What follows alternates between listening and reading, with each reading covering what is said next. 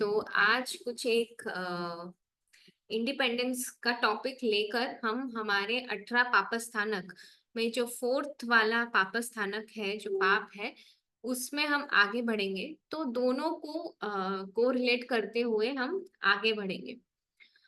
तो सबसे पहले तो जैसे कुछ नेचुरल कैलेमिटीज होती है और कुछ ह्यूमन मेड कैलामिटीज होती है। तो नेचुरल कैलामिटीज कुछ होती है, उसको बहुत ही इजीली हम जो है वो डाइजेस्ट कर पाते हैं, बहुत ही इजीली हमें जो है वो आराम से कुछ चीजों को आराम से हम लोग फेस कर पाते हैं। लेकिन ऐसे जो मैनमेड कैलामिटीज होती है उसको फेस करना इट इज वेरी डिफिकल्ट। अगर कुछ नेचुरल कैलेमिटीज है जैसे कि सुनामी आ गया या फिर कुछ तूफान वगैरह आ गया या फिर अर्थक्वेक आ गया, तो उसको जो है वो कभी ना कभी तो जाके वो शांत होता है। वो प्राकृतिक है, वो नेचुरल है, तो नेचुरल ही उसको जो शांत होना होगा वो हो जाता है। लेकिन अगर मैनमेड कैलामिटीज कुछ है, अगर किसी ह्यूमन ने उस चीज को, उस तूफान को खड़ा किया है, तो उसको जाके खत्म करना इज वेरी डिफिकल्ट। अगर उसके टक्कर का कोई हमें मिलता है तो ही हम उस चीज में आगे बढ़ सकते हैं। तो वैसे ही जैसे कुछ कुछ मैनमेड कैलेमिटीज अभी भी चल रही है, जैसे कि आप लोगों ने सुना हुआ होगा यूक्रेन और रशिया का वॉर। वो जो है वो कितने टाइम से, कितने सालों से चल रहा है। तो उसको कोई खत्म कर सकता है तो वो इंसान ही जो कि अभी पावर में है वो डिसाइड कर पाएगा, और वो जो है वो ही उसको खत्म कर पाएगा। अदरवाइज या फिर वो बहुत ही ज्यादा स्ट्रांग कोई आर्मी हो और उसको रोक पाए तो ही वो हो सकता है। और नेचुरल कैलेमिटीज में कैसा होता है कि वो जो है वो नेचुरली ही कभी ना कभी 5-6 दिन, 10 दिन, 15 दिन, 20 दिन तक, उसके बाद जाके ये अर्थक्वेक है या फिर सुनामी है या कुछ भी है, वो शांत अपने आप हो जाएगा। तो ये जो वॉर वगैरह है वो बहुत ज्यादा टाइम से चले आ रहा है, और हमारी जो हिस्ट्री है वो भी पूरी की पूरी हिस्ट्री अगर आप देखो तो पूरे हिस्ट्री में यही है कि जितने भी हम लोग को, मतलब जो भी इंडिपेंडेंस मिला है, वो हर एक जन के आहुति के कारण ही हम यहाँ तक पहुंचे और हमें इतना ज्यादा इंडिपेंडेंस मिला है। लेकिन फिर भी क्या हम इंडिपेंडेंट है, वो भी अभी एक क्वेश्चन मार्क है। तो वैसे ही हमारे कुछ बहुत ही ज्यादा, कुछ नहीं, वो लिस्ट बहुत ज्यादा लंबी है कि कितने लोगों ने अपने प्राणों की आहुति दी, कितने फ्रीडम फाइटर्स जो है उन्होंने फाइट बैक किया, और उसके बाद जाकर वो लोग जो है उनको हम हमारे देश को आजादी मिल पाई। तो उसमें हमारे कुछ जेन्स ने भी बहुत ज्यादा, ऐसा बोला जाता है कि उन्होंने भी बहुत ज्यादा सपोर्टिव एक्टर का काम किया था। और जो सबसे पहले जो फांसी दी गई थी वो किसी जैन को दी थी, ऐसा हम लोगों ने कल मैंने बोला था कि आज वो हम क्लास में लेंगे। अभी ये कौन थे और कहाँ से आए, तो वो हम थोड़ा सा उसका बैकग्राउंड जानते हैं और फास्ट हम अपनी स्टोरी पे पहुंचते हैं कि किस तरह से भारत जो थी वो, उसको, उसका नाम क्या था, हिंदुस्तान, और हिंदुस्तान के ऊपर इतने ज्यादा, मतलब सबसे पहले तो इंग्लैंड के कुछ लोग आए और वहां से उनकी पूरी शुरुआत हुई, पूरी फौज आई, और कैसे वो मतलब पूरा ब्रिटिश राज हुआ, ब्रिटिश राज ने हमारे पे हुकूमत चलाई, किस तरह से पूरे इंडिया को जो है वो तहस नहस कर दिया। और मतलब हमारा जो देश का नाम था वो भी यहाँ तक उन्होंने दिया हुआ है, इंडिया। अभी ये इसके चलते, मतलब भारत जो है वो एक सोने की चिड़िया माना जाता था। मतलब इतना ज्यादा सोना खजाना, इतना ज्यादा संपत्ति, हर एक चीज में हमारा देश मानो तो समृद्ध था। मतलब फाइनेंशियल बोलो या फिर वैसे हर एक चीज में वो इतना ज्यादा समृद्ध और वेल सेटल था कि हमें किसी के पास हाथ फैलाने की जरूरत नहीं थी।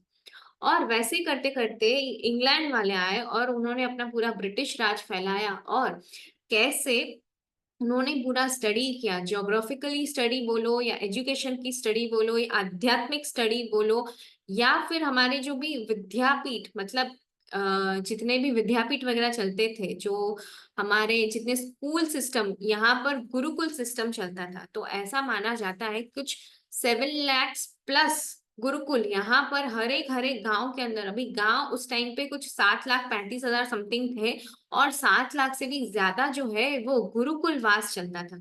हर एक ऐसे बोला जाता है कि हर एक गुरुकुल वास के अंदर जैसे 8-10 स्टूडेंट पे एक ही टीचर। और अभी का हालत देखो आप कि 100-200 बच्चे होते हैं एक क्लास में, और वो एक टीचर वो कितना संभाल पाएगा और कितनों पे वो कंसंट्रेट कर पाएगा। तो ऐसे ऐसे सिस्टम की स्टडी हुई, और वो इंग्लैंड वासियों ने हर एक जगह पर ज्योग्राफिकल स्टडी बोलो या फिर आध्यात्मिक आध्यात्मिक वे में, मतलब हर एक गली गली में भी हम लोग को मंदिर पाए जाते थे। और अभी पूरा सिस्टम अलग हो गया है कि हर एक गली गली के अंदर जो है वो होटल पाए जाते हैं।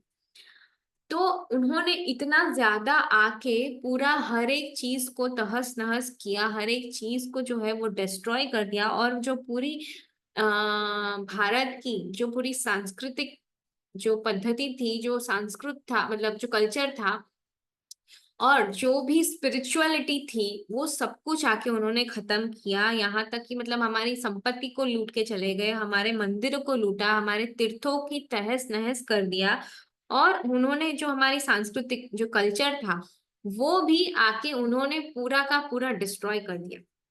अभी उसके चलते हम इतने ज्यादा थोड़े से बैकवर्ड आ गए, क्योंकि हमारे पास वो फाइनेंशियल पोजीशन ही नहीं, क्योंकि उन्होंने जैसे ही एंट्री लिया और हमने उनको जो है इतना ज्यादा अतिथि देवो भव जैसे आवकारा, लेकिन उन्होंने हम पे ही हमारा जो भी था वो सब कुछ लेकर चले गए। और उनका जो एग्जिट था, एग्जिट के बाद भी उनका ही पूरा सब कुछ अगर मान लिया जाए कि रूलिंग पॉलिसीज को लेकर, एजुकेशन को लेकर, या हर एक चीज में, हम वेस्टर्न कल्चर, वेस्टर्न कपड़े ही, वेस्टर्न एजुकेशनल सिस्टम वो भी, उसके बाद जो रूलिंग पॉलिसीज है वो भी, क्योंकि पहले क्या था, किंगडम और मतलब किंग्स और किंगडम का जमाना था, और उसको खत्म खत्म करते अभी सिर्फ एक ही रूलिंग पॉलिसी बना दी।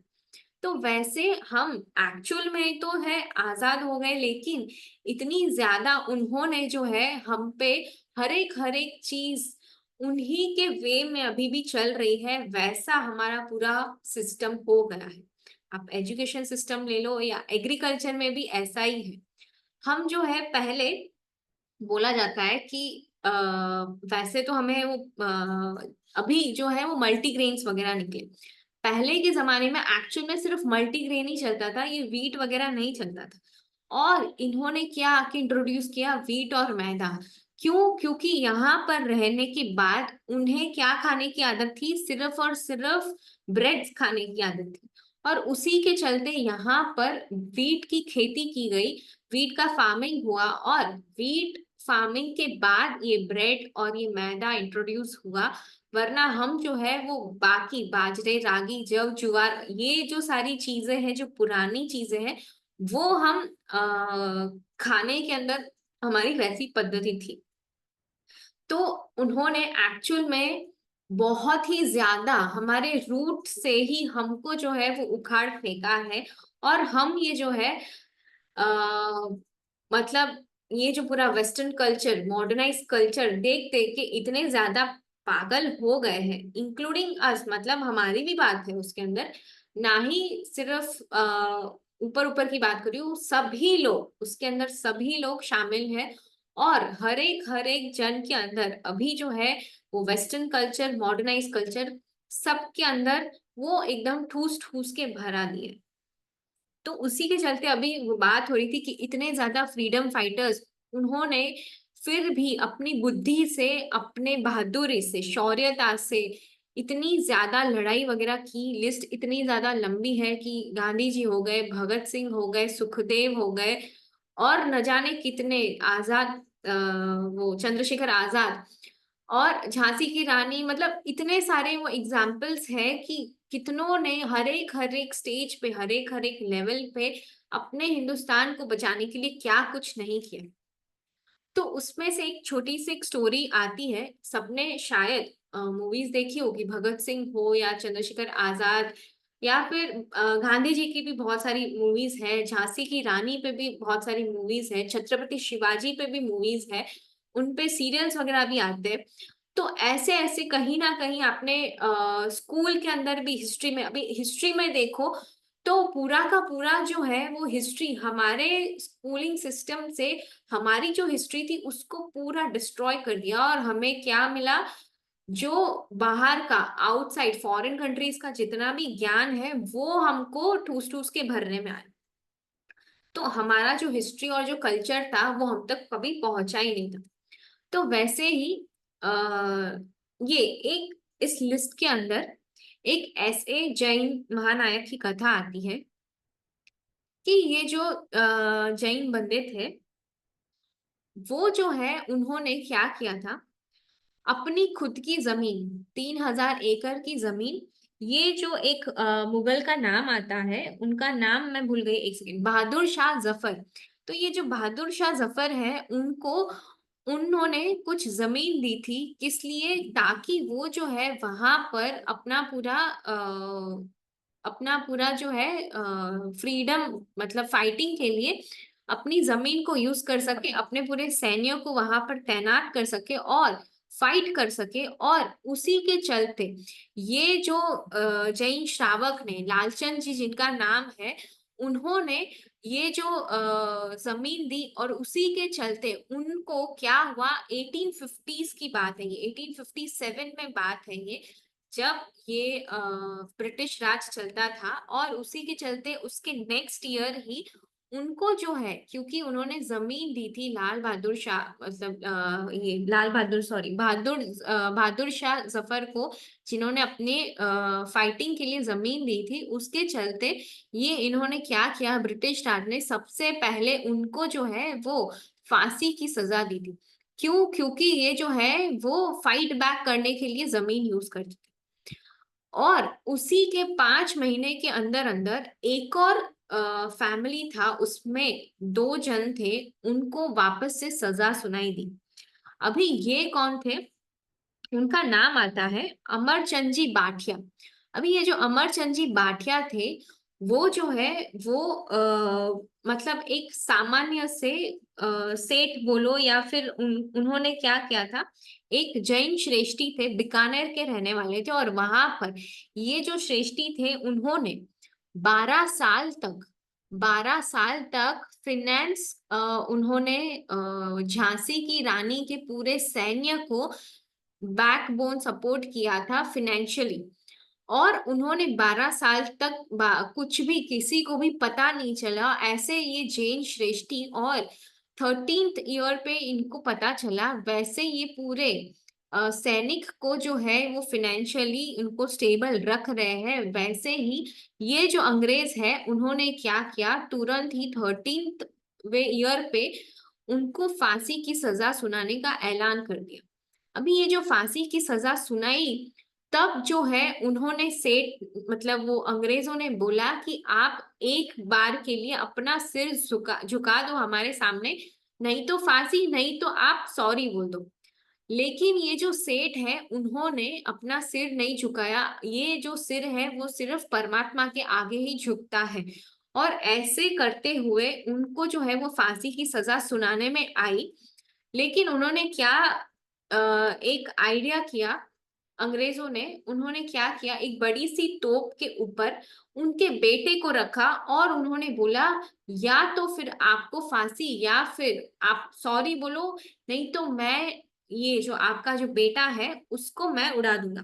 बेटा बहुत ही ज्यादा नवयुवान था, और अभी तो उसकी लाइफ स्टार्ट भी नहीं हुई थी, लेकिन उसके अंदर इतनी ज्यादा खुमारी थी कि उसके पापा को उन्होंने ये सिर्फ बोला कि पापा, अगर आपने सर झुकाया तो मैं कुत्ते का बेटा, अगर आपने सर नहीं झुकाया और आप ऐसे ही अड़ग रहे तो मैं जो हूं वो सिंह का बेटा कहलाऊंगा।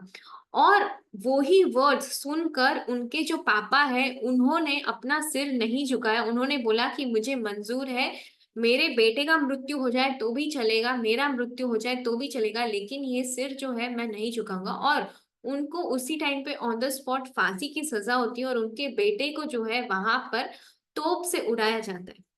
तो ऐसे कई सारे एग्जाम्पल्स है, ऐसे कई सारे स्टोरीज है जो जिनके चलते हमारे भारत को इतना ज्यादा इंडिपेंडेंस में इतना ज्यादा उन्होंने फाइट बैक किया है।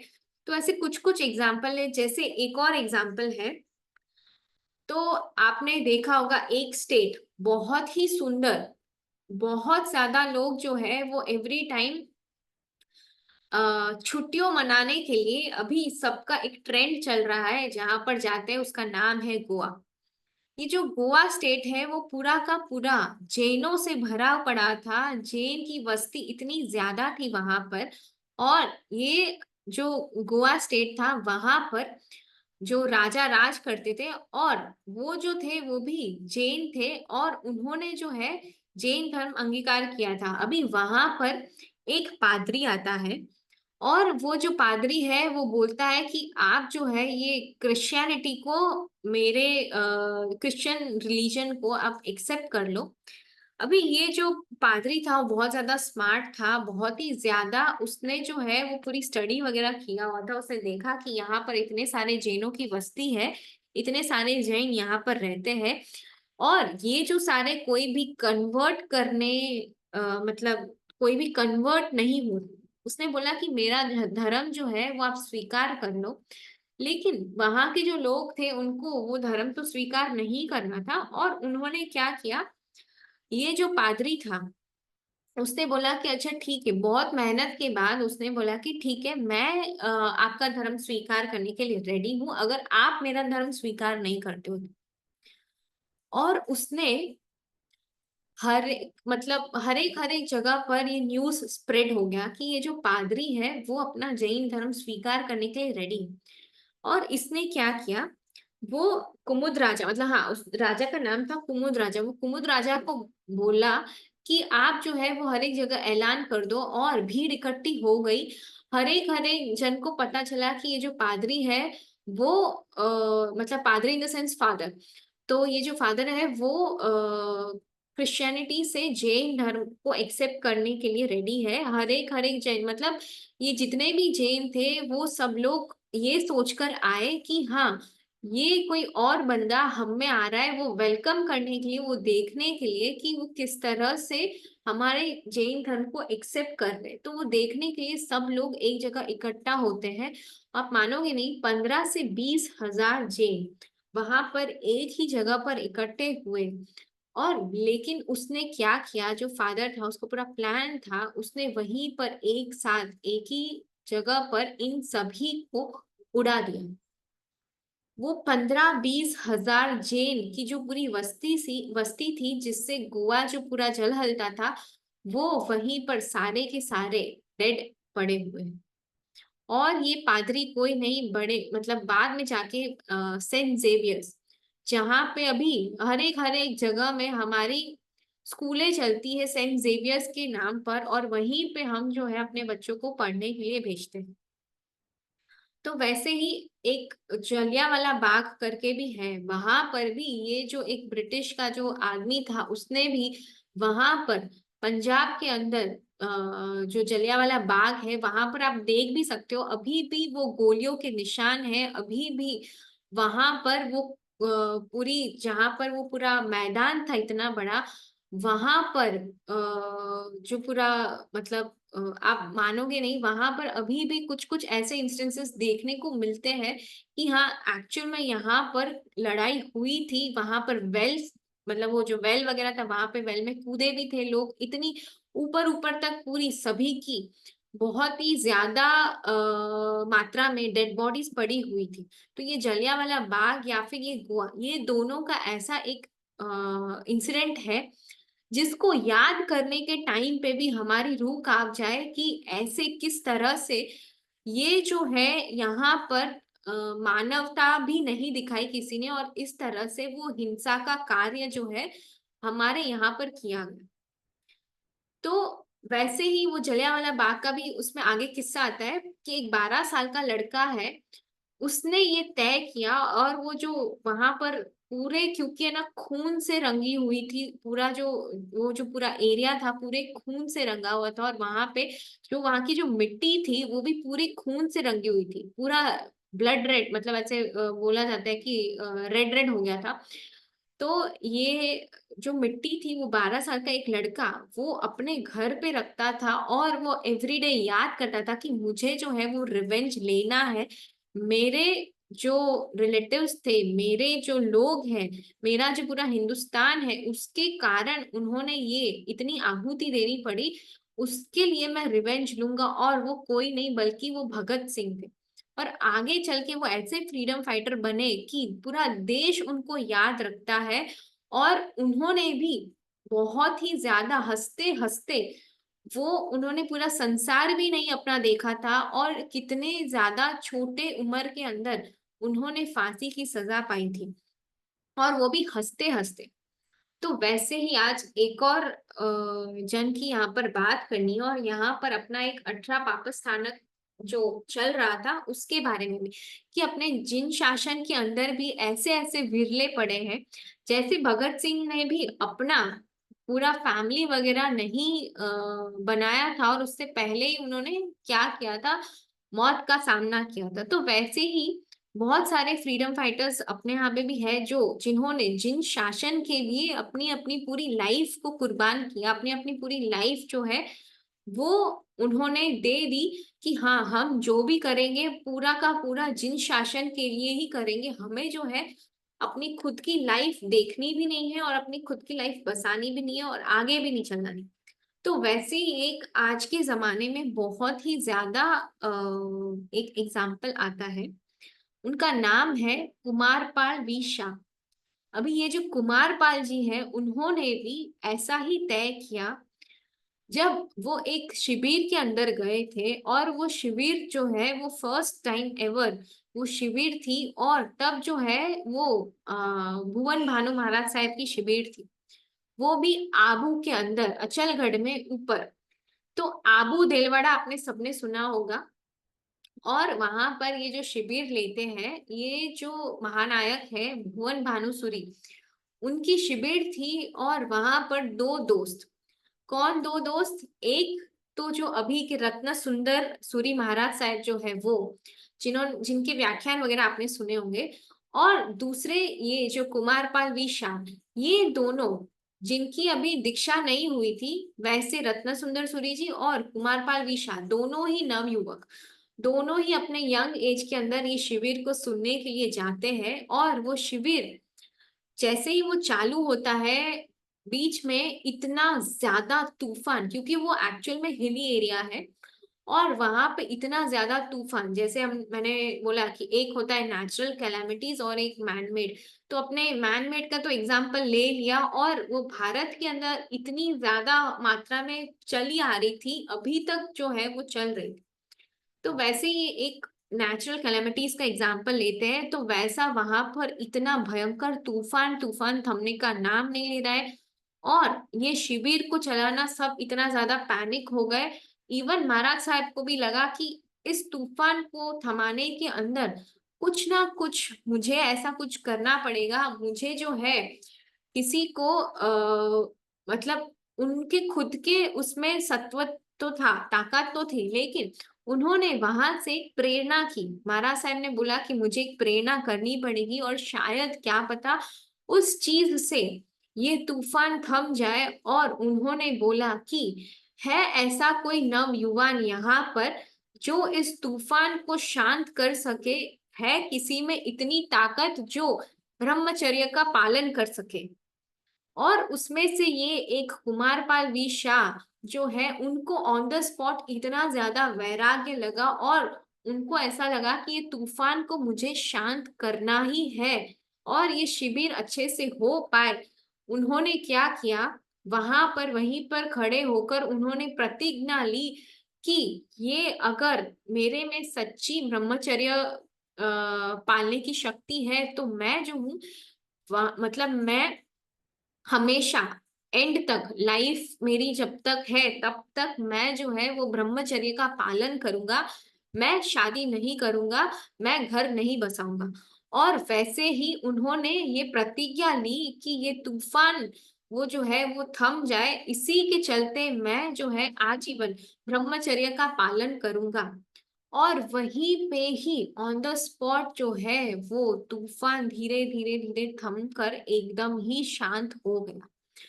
और ये जो बहुत ही ज्यादा रीसेंट टाइम का अगर आप देखे जाए तो रीसेंट टाइम का ये एग्जाम्पल है कि उन्होंने जो है अपनी पूरी लाइफ को किस तरह से सिर्फ और सिर्फ जिन शासन की रक्षा के लिए, जिन शासन के लिए अपनी पूरी लाइफ समर्पित कर दी। उन्होंने ये तो सिर्फ उस तूफान के लिए ये चीज का त्याग किया कि ब्रह्मचर्य, आजीवन ब्रह्मचर्य का त्याग, लेकिन बाद में भी उन्होंने इतनी सारी, वो लिस्ट का वो एंड नहीं है, इतनी ज्यादा वो लिस्ट है, इतने ही जिन शासन के कार्य जहां पर भी कुछ भी उनको लगे कि उनके लायक करने काम है, तो वहां पर वो अपना योगदान देने के लिए वो पहुंच जाते थे। तो ऐसे महानायक, और ऐसे ये जो फोर्थ जो पापस्थानक है, क्या है उसका मीनिंग है मैथुन। अभी ये जो मैथुन है उसका संस्कृत में मीनिंग होता है मिथुन। मिथुन बोला जाता है, मतलब कि ये जो अ, हाँ, तो ये मिथुन को उन्होंने बोला है कि जो पति और पत्नी जो दो लोग रहते हैं उनके उसमें जो रिलेशन होता है उसका पाप अभी चल के, ये जो है उन्होंने तो आजीवन ब्रह्मचर्य की पालना पालनी की। अभी वैसे ही हम लोगों ने एक और एग्जाम्पल देखा था नेमिनाथ परमात्मा का भी, कि नेमिनाथ परमात्मा जो है वो अपने विवाह के टाइम पे ही विवाह से वापस यू टर्न ले लेते हैं, वो पशुओं की पुकार सुनकर यू टर्न ले लेते हैं और आजीवन वो ब्रह्मचर्य का पालन करते हैं। मतलब वो ऐसा बोला जाता है उनको बाल ब्रह्मचारी। वैसे ही दो तीन और एग्जाम्पल्स है, मतलब ऐसे तो अढळक एग्जाम्पल है, हमारी पूरी डिक्शनरी पड़ी हुई है जिन शासन के अंदर।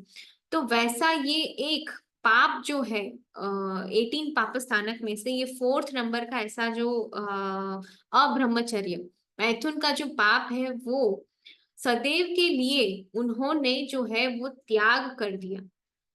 तो हमारी बात चल रही थी कि हाँ किस तरह से हमें जो है वो इंडिपेंडेंस मिला, लेकिन क्या हम एक्चुअल में इंडिपेंडेंट हुए हैं। तो वैसे ही आज हम यहाँ पर अपना पाकिस्तान भी, ये जो फोर्थ वाला जो था वो, क्योंकि उतना ज्यादा डिटेल में नहीं जाकर, ये जो है वो श्रुत ज्ञानम फॉर किड्स के लिए है स्पेशली, उतना ज्यादा उसको डिटेल में एक्सप्लेन नहीं करते हुए कि ये सिर्फ अब्रह्मचर्य क्या है और ब्रह्मचर्य क्या है, उसके लिए हम लोगों ने सीधा सीधा सादा एग्जाम्पल ले लिया कि अगर जो एक व्यक्ति है उसको अपना संसार नहीं बसाना है या नहीं बढ़ाना है, तो उसके लिए ये जो पापस्थानक है उसकी कायमी हमको जो है, क्योंकि बहुत ज्यादा इसके लिए बहुत ज्यादा व्यभिचार वगैरह, आजकल की जो सीरीज वगैरह जो मूवीज वगैरह है वो बहुत ज्यादा बढ़ चुके हैं। तो उसी के चलते इतना ज्यादा हम एक्सप्लेन नहीं करते हुए हम यहाँ पर ये जो फोर्थ पापस्थानक है उसकी एक छोटी सी ये जो स्टोरी ली हम लोगों ने, उसी में हम हमारा ये वाला पापस्थानक को एंड करते हैं। और अपना जो आज का टॉपिक था इंडिपेंडेंस के लिए, वो भी हम यहाँ से, क्योंकि एज इन आप देखो तो इंडिपेंडेंस को 75+ ईयर्स हो गए और उसमें इतने ज्यादा चेंजेस आए और हिस्ट्री इतनी लंबी है कि पहले भारत कैसा था और अब भारत कैसा है, और उसके पीछे इतने सारों का बलिदान। और अभी जो है हम इतना आसानी से और आराम से यहाँ पर बैठकर, क्योंकि और भी देशों को अगर आप देखोगे अभी रिसेंटली कितने सारे एग्जाम्पल, जैसे यूक्रेन रशिया तो देख लिया, और अभी रिसेंटली आप लोगों ने देखा होगा कि बांग्लादेश की क्या हालत हो रही है। उससे पहले ही बहुत सारे फाइनेंशियल कंडीशन से जो है अपना पाकिस्तान और फिर श्रीलंका, तो ऐसे जो नेबर कंट्रीज है वो कितनी ज्यादा जो है हर एक फाइनेंशियल कंडीशन बोलो, ज्योग्राफिक कंडीशन बोलो, कुछ भी हो, पॉलिटिकल कंडीशन बोलो, हर एक चीज में इतनी ज्यादा पीछे चल रही है। और अपना जो देश है वहीं पे अभी इतनी ज्यादा वो फ्रीडम फाइटर्स के कारण बोलो या फिर अपना एक नसीब बोलो, जिसके चलते हम यहाँ पर एकदम आराम से सुरक्षित बैठे हुए हैं। तो हम यहाँ पर आज अपना क्लास यहीं पे एंड करते हैं। जिनाज्ञा विरुद्ध कुछ भी बोला है तो मनवचन कायस्य मिच्छामि दुक्कडम। कल हम जो है वापस एक नई स्टोरी और नया पापस्थानक, जो नया पापस्थानक तो नहीं, एक्चुअली में जो दूसरा जो पापस्थानक है, 5th नंबर का पापस्थानक, वो लेकर हम जो है वो कल एक और स्टोरी के साथ कंटिन्यू करेंगे अपना ये क्लास। तो आज जो है हमारा क्लास हम यहीं पे एंड करते हैं। जिनाज्ञा विरुद्ध कुछ भी बोला है तो मनवचन कायस्य मिच्छामि दुक्कडम। सबका खूब खूब धन्यवाद। अ, अगर किसी को कुछ डाउट है या कुछ बोलना है तो बोल सकते हैं, अदरवाइज हम यहीं पे एंड करते हैं।